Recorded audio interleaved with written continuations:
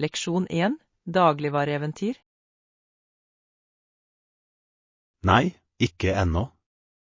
Jeg må kjøpe litt matvarer. Å, seriøst? Jeg kan bli med deg hvis du vil. Det høres flott ut. Jo flere, jo bedre. Hva har du tenkt å kjøpe? Jeg trenger litt ferske grønnsaker og frukt. Hva med deg? Jeg har gått tom for snacks og kunne trengt noen sunne alternativer. Snacks er viktig. Foretrekker du søtt eller salt? Jeg liker begge deler, men heller mer mot det saltet. Salte snacks er deilige. Jeg har ofte lyst på chips eller nøtter. Chips kan være avhengighetsskapende. Har du prøvd noen nye smaker i det siste? Ja. Jeg oppdaget krydrede jalapeno-chips. De er fantastiske. Det høres herlig ut. De må jeg prøve. La oss gå til snackshillen først da. God idé. Jeg kan allerede forestille meg de smakfulle alternativene. Har du et favorittmerke av snacks? Jeg liker virkelig alt fra lokale håndverksmerker. De har ofte unike smaker. Hva mer trenger du? Jeg burde også kjøpe meg litt yoghurt og granola til frokost. Yoghurt og granola er en god kombinasjon. Det gjør de. Det er et raskt og sunt måltid. Hva slags yoghurt foretrekker du? Jeg liker gresk yoghurt. Den er rik og kreme. Gresk yoghurt er deilig. Jeg pleier å velge de med fruktsmak. De er også gode. Skal vi sjekke meieriavdelingen neste gang? Ja. Jeg må også få i meg litt melk. Perfekt. Jeg skal kjøpe litt ost mens vi er der. Ost er et must. Hvilken type liker du best? Jeg elsker skarp cheddar. Den gir god smak til retter. Skarp cheddar er fantastisk. Den er perfekt til smørbrød. Nettopp. Når vi snakker om smørbrød, har du lunsjplaner? Ikke ennå. Kanskje jeg burde lage en sandwich med alle disse ingrediensene. Det hørtes ut som en deilig plan. La oss bli ferdige med å handle, så vi kan komme i gang med matlagingen. Ja. Jo før vi handler, desto før kan vi spise. Her er et vellykket matbutikkeventyr. Leksjon 2. Omfavne lokal kultur. Jeg gleder meg veldig til turen vår. Å få kontakt med lokalbefolkningen blir et høydepunkt. Absolutt. Å være sammen med lokalbefolkningen beriker reiseopplevelsen. Ja. Å lære om historien deres gir kontekst til stedene vi besøker. Jeg er enig. Historien puster liv i landemerkene vi ser. Hvilke strategier synes du vi bør bruke for å komme i kontakt med lokalbefolkningen? Jeg tror det er en fin tilnærming å starte samtaler på lokale kaféer. Det høres perfekt ut. Folk er ofte mer åpne i avslappede omgivelser. Nettopp. I tillegg kan vi be om anbefalinger på skjulte perler. Ja. Lokalbefolkningen kjenner området sitt best. Hva annet kan vi gjøre? Det hadde vært flott å delta på arrangementer eller festivaler i lokalsamfunnet. Det er en fantastisk idé. Festivaler viser frem lokale tradisjoner og kultur. Og de tilbyr en mulighet til å møte folk i en livlig atmosfære. Jeg gleder meg også til å prøve tradisjonell mat. Mat er en utmerket måte å oppleve kultur på. Har du noen gang tatt et matlagingskurs mens du var på reise? Det har jeg. Det var en morsom måte å lære på å knytte bånd med lokalbefolkningen. Det høres herlig ut. Jeg skulle gjerne vært med på et slikt kurs. Det er en minneverdig opplevelse, og du får nyte kreasjonene dine. Hva med å lære noen grunnleggende fraser på det lokale språket? Det er en smart strategi. Det viser respekt og åpner dører. I tillegg setter lokalbefolkningen ofte pris på innsatsen, selv om du gjør feil. Nettopp. Det skaper en forbindelse og gjør samhandling mer ekte. Jeg er ivrig etter å fordype meg i kulturen. Jeg også. Det vil gjøre turen vår uforglemmelig. La oss lage en liste over aktiviteter som fremmer lokalt engasjement. Det er en flott plan. Vi kan lage en reiserute som inkluderer alt. Her er vi på vei til et eventyr fylt med lokale forbindelser og rik historie. Leksjon 3. Kampene i 1813. Desperate tider. Våren 1813 så det ut til at hele provinsen ville falle fra hverandre. Ja, jeg har lest om den perioden. Hva var de største utfordringene de møtte? Provinsen slet med matmangel og politisk uro. Det må ha skapt en anspent atmosfære for menneskene som bodde der. Absolutt. Mange slet med å finne det grunnleggende. Jeg kan ikke forestille meg å leve i en slik usikkerhet. Hvordan reagerte lederne? De forsøkte å samle støtte og lage planer for stabilitet. Hadde disse planene noen umiddelbar effekt? I starten var det få resultater, og folk ble stadig mer frustrerte. Det er forståelig. Desperasjon kan føre til drastiske handlinger. Ja, virkelig. Mange lokalsamfunn slo seg sammen for å støtte hverandre. Det er jo en positiv ting. Enhet kan være en sterk kraft. Ja. Vennlige gjerninger dukket opp, selv i vanskelige tider. Det er bemerkelsesverdig hvordan motgang kan bringe folk nærmere hverandre. Nettopp. Det viser menneskeåndens motstandskraft. Hvordan løste denne situasjonen seg til slutt? Gradvis implementerte lederne mer effektiv politikk. Det må ha tatt tid og krefter. Det gjorde det. Men etter hvert begynte provinsen å stabilisere seg. Det er inspirerende å se hvordan håp kan seire selv i vanskelige situasjoner. Ja. Hendelsene i 1813 minner oss om hvor viktig fellesskapet er. Absolutt. Folk som jobber sammen kan overvinne store utfordringer.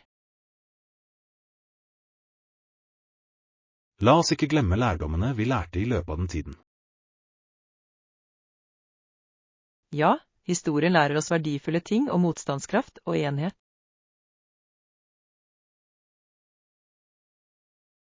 Her skal vi lære av fortiden og bygge en bedre fremtid.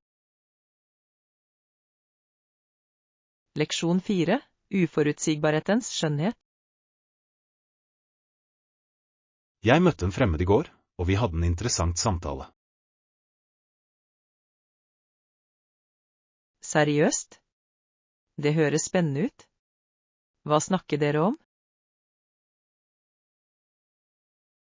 Vi snakket om livserfaringer og drømmene våre for fremtiden.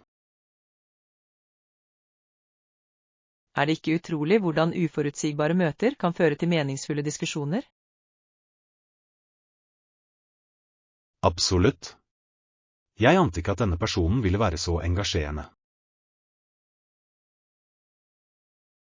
Det er fascinerende hvordan et enkelt møte kan skape slike forbindelser. Ja. Jeg lærte så mye fra denne fremmedes perspektiv. Hva var det mest overraskende du oppdaget? De delte reisene sine til forskjellige land. Det høres spennende ut. Reising utvider ofte horisonten. Ja, virkelig. De hadde fascinerende historier om kulturene de møtte. Jeg vil gjerne høre mer om de historiene. En historie handlet om en festival i India som feirer farger. Og Holi-festivalen. Det høres livlig og gledelig ut. Ja. Måten de beskrev det på gjorde at jeg ville oppleve det selv. Det er det fine med historiefortelling, det kan inspirere til reiselyst. Nettopp. Jeg hadde aldri forventet at en tilfeldig samtale skulle føre til slik inspirasjon. Det viser hvor åpne vi bør være for nye opplevelser og mennesker. Jeg er helt enig. Alle har en unik historie å dele. Og disse historiene kan lære oss verdifulle ting. Ja. Jeg føler meg mer oppmuntret til å henvende meg til fremmede nå. Det burde du. Du vet aldri hva du kan lære. Jeg er nysgjerrig på historiene andre kan fortelle. Det gjør livet mer interessant når man omfavner det uventede. Absolutt. Håper det blir flere spontane samtaler i fremtiden. Ja. La oss fortsette å lete etter nye forbindelser og historier. Sammen kan vi gjøre livene våre rikere gjennom disse opplevelsene. Leksjon 5. Strategier for suksess. Jeg vil jobbe med å forbedre strategiene våre for prosjektet. Det høres flott ut. Hvilke områder synes du trenger mest oppmerksomhet? Jeg tror kommunikasjonsstrategiene våre kunne trengt noen forbedringer. Jeg er enig. Tidlig kommunikasjon er viktig for samarbeid. Ja, jeg tror regelmessige innsjekkinger ville bidra til å holde alle på linje. Det er en utmerket idé. Hvor ofte foreslår du at vi sjekker inn? Kanskje en gang i uken? Det vil gjøre det mulig for oss å ta tak i eventuelle problemer tidlig. Jeg liker den frekvensen. Den balanserer konsistens og fleksibilitet. Vi kan også bruke samarbeidsverktøy for å effektivisere arbeidet vårt. Verktøy som delte dokumenter eller programvare for prosjektstyring? Nettopp. De kan hjelpe alle med å holde seg oppdatert. Jeg har brukt noen verktøy før, og de kan være ganske effektive. Hva med idémyldring? Bør vi planlegge slike? Ja. De fremmer kreativitet, oppmuntrer til lagdeltakelse. Flott. Jeg skal planlegge en økt til neste uke. Perfekt. Jeg gleder meg til å se hvilke ideer vi genererer. La oss også oppfordre teammedlemmene til å dele tilbakemeldingene sine åpent. Det er avgjørende. Åpen dialog fører til bedre løsninger. Jeg er enig. Alles innspill er verdifullt i denne prosessen.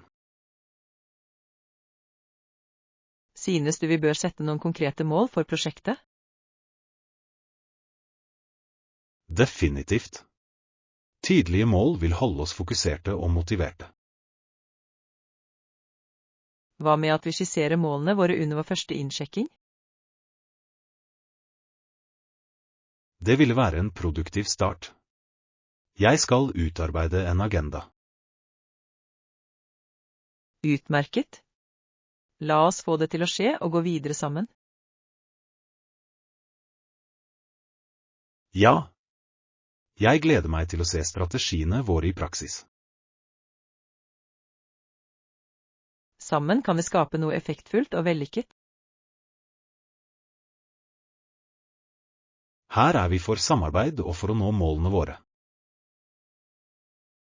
Leksjon 6. Helgeplaner.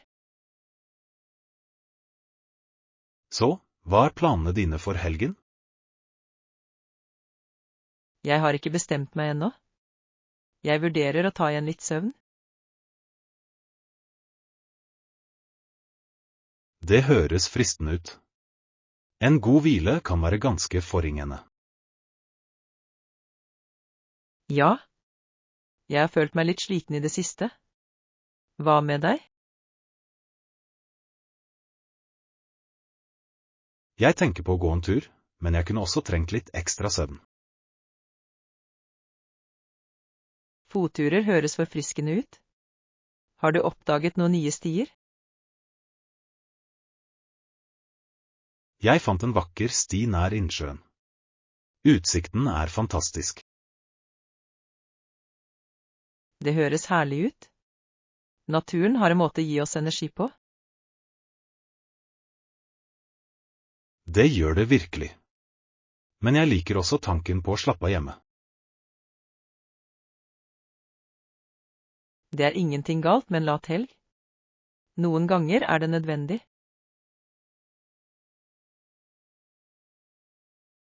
Nettopp. En god bok og et koselig teppe kan være så innbydende. Hvilken bok leser du for tiden? Jeg leser en krimroman. Den holder meg på kanten av setet. Mysterier er spennende. Jeg elsker når handlingens vendinger overrasker meg.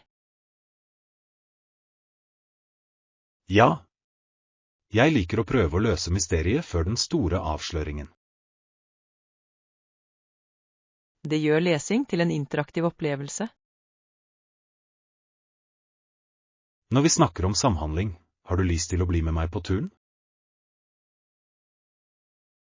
Det skulle jeg gjerne gjort. Frisk luft og trening høres ut som en flott kombinasjon. Perfekt. Vi kan prate og nyte naturen sammen. Og jeg klarer fortsatt å ta igjen søvnen senere. Ja. Et lite eventyr etterfulgt av hvile høres ut som en ideell helg. Jeg er spent. La oss planlegge og dra tidlig i morgen. Enig. Morgenlyset får alt til å se magisk ut. Jeg gleder meg til å oppleve naturens skjønnhet med deg. Her er en helg fylt med eventyr og avslapning. Leksjon 7. Administrering av oppgaver. Jeg har for mange oppgaver og ikke nok tid til å fullføre dem. Jeg forstår den følelsen. Det kan være ganske overveldende, ikke sant? Absolutt. Jeg vet ikke hvor jeg skal begynne. Har du vurdert å prioritere oppgaver basert på tidsfrister? Det høres ut som en god strategi. Hvordan bør jeg gå frem? Først, oppgi alle oppgavene dine og leveringsfristene deres. Det gir mening. Jeg kan se hvilke som forfaller først. Ja. Da kan du ta fatt på de mest presserende oppgavene først. Hva om jeg har oppgaver som haster like mye? I så fall bør du vurdere kompleksiteten til hver oppgave. Så, jeg burde starte med de enkleste for å bygge momentum? Nettopp. Å fullføre mindre oppgaver kan øke selvtilliten din. Og da kan jeg fokusere på de mer utfordrende oppgavene. Nettopp. Å dele dem opp i mindre trinn gjør dem håndterbare. Jeg liker den tilnærmingen. Det føles mindre skremmende allerede. Setter du også faste tidspunkter for lesing hver dag? Vanligvis gjør jeg ikke det, men jeg burde begynne med det. Å planlegge studieøkter kan hjelpe deg med å holde deg organisert og fokusert. Det er en flott idé. Jeg skal lage en studieplan. Perfekt. Bare husk å legge inn pauser for å lade opp. Ja. Jeg glemmer ofte å ta pauser og ender opp med å føle meg utmattet. Pauser er viktige. De kan forbedre den generelle produktiviteten din. Jeg setter pris på rådene dine. Det hjelper meg å føle meg mer i kontroll. Det er jeg glad for å høre. Vi trenger alle litt støtte noen ganger. Har dere lyst til å studere sammen en gang? Det høres fantastisk ut. Vi kan motivere hverandre. Ja. La oss mestre disse oppgavene sammen. Slik går det til effektiv tidshåndtering og vellykkede studier. Skål for det. La oss få mest mulig ut av tiden vår. Leksjon 8. Arbeidskultur og valg. Jeg lærte nylig at folk i individualistiske samfunn ofte er mer villige til å slutte jobben sin for nye muligheter. Det er en interessant observasjon. Hva tror du driver denne viljen? Jeg tror det stammer fra et sterkt fokus på personlig prestasjon og selvrealisering. Det gir mening. Enkeltpersoner prioriterer ofte sine egne mål fremfor jobbsikkerhet. Nettopp. I motsetning til dette vil de som bor i kollektivistiske samfunn kanskje verdsette stabilitet mer. Ja. De prioriterer ofte gruppens behov fremfor personlige ønsker. Det reiser spørsmålet om hvordan kulturelle verdier former våre karrierevalg. Absolutt. Det kan påvirke alt fra jobbtilfredshet til karriereendringer. Har du noen gang opplevd denne typen kulturforskjell? Ja, Det har jeg. Da jeg reiste utenlands, la jeg merke til andre holdninger til arbeid. Hva skilte seg mest ut for deg? Noen steder virket det som om folk var mindre tilbøyelige til å slutte i jobbene sine, selv om de var misfornøyde. Det er ganske annerledes enn mentaliteten her. Det er det. Folk sier ofte, det er mange fisker i havet, når de søker nye jobber. Det ordtaket fanger perfekt individualismens tankegang. Ja, ja. Synes du dette har noen ulemper? Ja. Å stadig bytte jobb kan føre til ustabilitet i karrieren. Det kan det. Og det kan hindre utviklingen av dype profesjonelle relasjoner. Det er et gildig poeng. Sterke nettverk er avgjørende i alle felt. Så kanskje en balansegang mellom individualisme og kollektivisme er ideell? Jeg er enig. Begge perspektivene gir verdifull innsikt til arbeidsplassen. Det hadde vært fascinerende å se hvordan bedrifter tilpasser seg disse kulturelle forskjellene. Ja. Organisasjoner kan skape inkluderende miljøer som respekterer ulike verdier. Nettopp. Dette kan føre til en mer harmonisk og produktiv arbeidsplass. Her gjelder det å omfavne mangfold i arbeidskulturen. Leksjon 9. Dagligvareeventyret. Jeg er glad vi kom til dette supermarkedet. Jeg fant nesten alt jeg trengte. Det var flott å høre. Hvilke varer lette du etter? Jeg trengte ingredienser til middag. Men de var tomme for favorittpastaen min. Å nei. Det er alltid frustrerende når en viktig ingrediens mangler. Ja. Jeg hadde lyst på en deilig spagetti. Hva vil du gjøre i stedet? Vil du velge en annen pasta?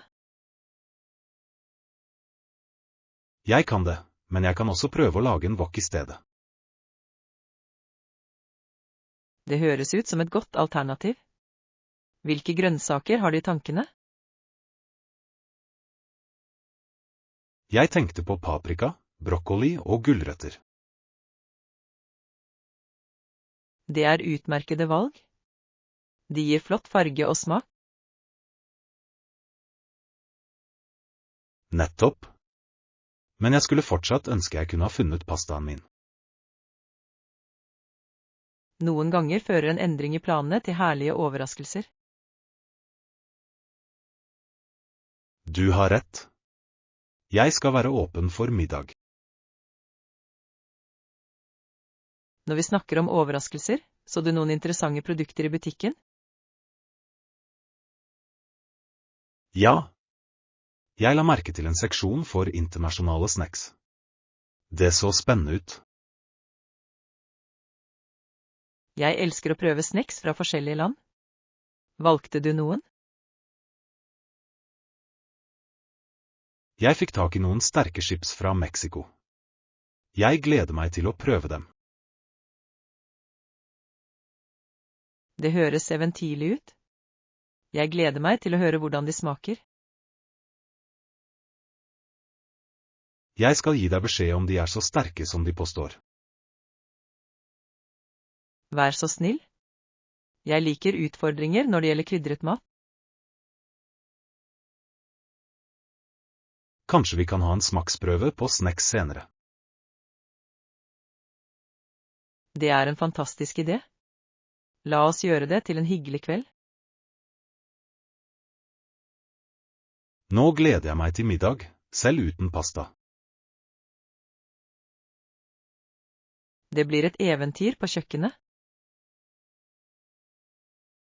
Her er det uventede oppdagelser og deilige måltider. Leksjon 10. Utforsking av lokale butikker. Jeg ser etter noe spesielt til arrangementet denne helgen. Kanskje du kan prøve å besøke noen lokale butikker? De har kanskje flere alternativer?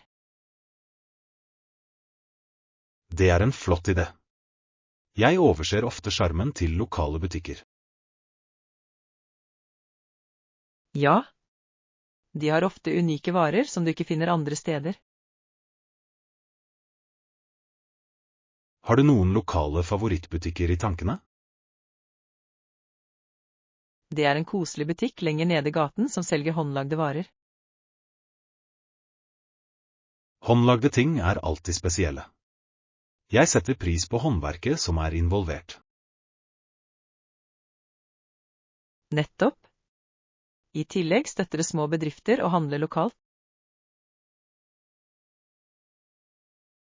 Det er et viktig poeng. Jeg ønsker å bidra til fellesskapet. Du vil bli overrasket over hva du kan finne der. Jeg er nysgjerrig. Hva slags ting har de vanligvis? De har ofte klær, smykker og håndverksmessig hjemmedekorasjon. Det høres perfekt ut. Jeg kunne trengt noen pyntegjenstander til huset mitt. Du finner kanskje noe som passer perfekt til stilen din? Jeg håper det. Hva med matbutikker? Kjenner du til noen gode? Ja. Det finnes et fantastisk lokalt marked som selger ferske råvarer og gourmetvarer. Ferske råvarer høres herlig ut. Jeg kunne trengt noen sunne snacks. De har også unike sauser og pålegg som er verdt å prøve.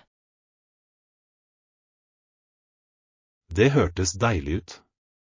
Jeg skal definitivt sjekke det ut. La oss gjøre det til en dag. Vi kan utforske forskjellige butikker sammen. Det hadde jeg elsket.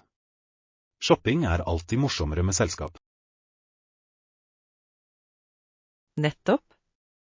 Vi kan gjøre det til et minieventyr. Her er det tid for å oppdage skjulte perler i vårt nærområde. Ja. La oss omfavne sjarmen til lokalsamfunnet vårt. Jeg gleder meg til å se hvilke skatter vi finner. Leksjon 11. Barnehageopplevelsen. Moren min snakket med barnehagelæreren i går. Å, det hørtes interessant ut. Hva sa hun? Læreren var veldig hyggelig. Hun sa at lillesøsteren min har det bra. Det er fantastisk å høre. Hvilke spesifikke ting nevnte hun? Hun roste søsteren min sin kreativitet under kunstprosjekter. Det er imponerende. Kreativ utfoldelse er så viktig i den alderen. Ja. Læreren sa at søsteren min elsker å tegne og male. Jeg kan tenke meg det. Barn har ofte så livlig fantasi. Nettopp. Læreren nevnte også at hun lett får venner. Det er fantastisk. Sosiale ferdigheter er viktige i tidlig utdanning. Jeg er enig. Det er hyggelig å vite at hun koser seg der. Spurte moren din om noen områder som kunne forbedres? Ja, hun spurte om søsteren min sine lytteferdigheter. Og hva sa læreren? Læreren foreslo at hun noen ganger trenger påminnelser om å være oppmerksom. Det er helt normalt for små barn. De har så mye energi. Ja. Det virker som om søsteren min er typisk i så måte. Hva synes du om denne tilbakemeldingen? Jeg synes det er nyttig. Det gir oss en mulighet til å støtte utviklingen hennes. Absolutt. Å oppmuntre til gode lyttevaner vil være til fordel for henne senere. Jeg vil hjelpe henne med aktiviteter som krever fokus. Det høres ut som en god plan. Du kan gjøre det morsomt også. Ja. Spill som krever oppmerksomhet kan være både morsomme og lærerike. Barn lærer best når de har det gøy. Jeg gleder meg til å se henne vokse og trives i barnehagen. Det er en fantastisk reise. Hvert steg er fylt med nye oppdagelser. Her er til søsterens eventyr innen læring og vennskap. Leksjon 12. Prisstrategier.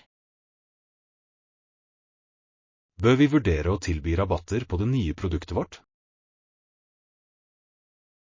Ja, jeg tror at rabatter kan tiltrekke seg flere kunder. Hvilken type rabatter tror du vil være mest effektive? Vi kan tilby kvantumsrabatter ved storkjøp.